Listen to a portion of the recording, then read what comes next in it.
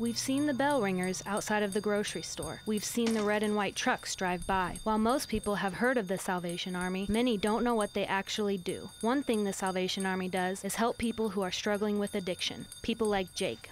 Most people say you got to hit rock bottom before you change, and I was at my rock bottom. Addiction had messed me up quite a bit. I look back and man, it was like I had nowhere to go, I had nowhere to live, pretty much an absolute mess. Jake knew he was going to have to make a change. I had two options. It was either go to rehab or I could run the streets. Well, I'm not exactly built to run the streets. Jake's mom knew he wasn't built for the streets. I was afraid to put him out on the streets. I didn't think he would survive on the streets, but I also knew that I had to put a stop to the pattern he was on. He had to somehow have some sort of intervention. And Jake knew it was time. It had gotten to the point where what I was doing wasn't fun anymore.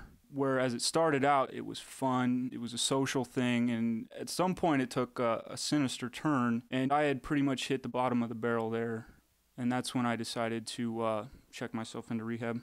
Jake checked himself into the Salvation Army Adult Rehabilitation Center in Kansas City. The center is not a serene resort located near the ocean. It's not a place where you'll find luxurious pools and spas, but the program is free. I chose the Salvation Army because it was free. That's about as simple as it is. My parents, pretty much everybody close to me wanted me to get treatment. And, if they had the money to, they could have checked me into a real high-dollar place, but who knows how much that would have cost. I checked into the Salvation Army because it was a long-term program. It was faith-based, and, also it was free. The free part was the biggest part. The program is uniquely funded. Major Troy Barker, the administrator and pastor at the rehab center, explained how they rely on thrift stores. We are completely funded by our thrift stores. So every time somebody donates a shirt, a pair of pants, it comes here to the ARC, where it is sold in our stores or at an auction, and the proceeds fund this program. Major Barker worked with Jake over the course of the year he spent in the program, and he saw the changes he made. When I first met Jake, he was quite introverted. He was just like in a shell. He was quiet. And I saw him go from being very introverted to start to become more outgoing, more confident, the smile on his face, and he worked in our kitchen. And at first he was like, I'll do my job, but pretty soon he had a lot of pride in his job, and he was our best salad bar man. Jake worked closely with the guys in the kitchen. It was a close-knit unit with the kitchen staff because it was a small group, and you had to work as a team daily. So I made some friends in the kitchen, and it was always heartbreaking when you had a friend or, someone you knew pretty well because you'd spent some time with them and you talked to them and you knew where they were coming from.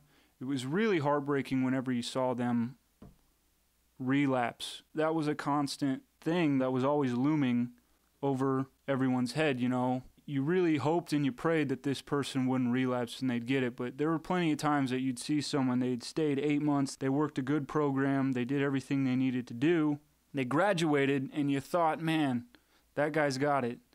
And then a few months later you see them back, and they look like a mess, And that's just the nature of addiction. This is the hardest part of Major Barker's job. We have a lot of guys who come into our program that don't make it. We've had a lot of guys who have come into our program who have went back out there and have overdosed. I can tell you as a minister in the Salvation Army that I have performed more funerals than I have weddings. But there are many who do make it, and their stories inspire the guys going through the program. It was also great when you saw guys that came back to visit, guys that had graduated the program and were coming back with a success story. That was always encouraging. Let some of the guys in the program know that it can be done. You just got to put in the work. So there are some pretty tight, close relationships built in there because it's quite a bit to go through on your own. And if you don't have support, it's tough to do. So we picked each other up, and it was tough at times. Perhaps Jake's mom has noticed the changes in him more than anyone else. Jake was probably the least likely person that you would ever suspect to become an addict or have a problem. He was happy-go-lucky. He was fun. That's the one thing I always hung on to when he was drinking. I always clung to the fact that he was somebody else. And now that he has sobered up, it's back to the same personality that was there as a kid growing up. There's a big difference in our relationship. We can sit down, we can have a conversation, and we can deal with things like normal people.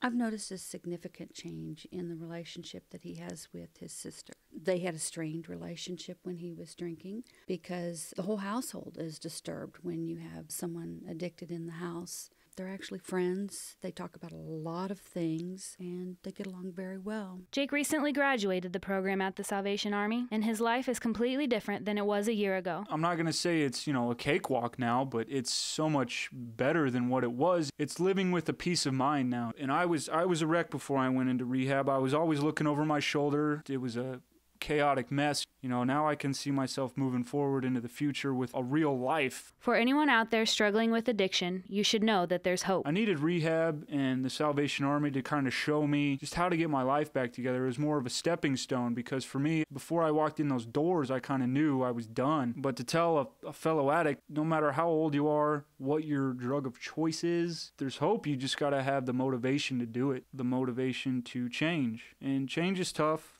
but if you're there, and you'll know it. The next time you donate your spare change or clothes that no longer fit, know that you really are making a difference.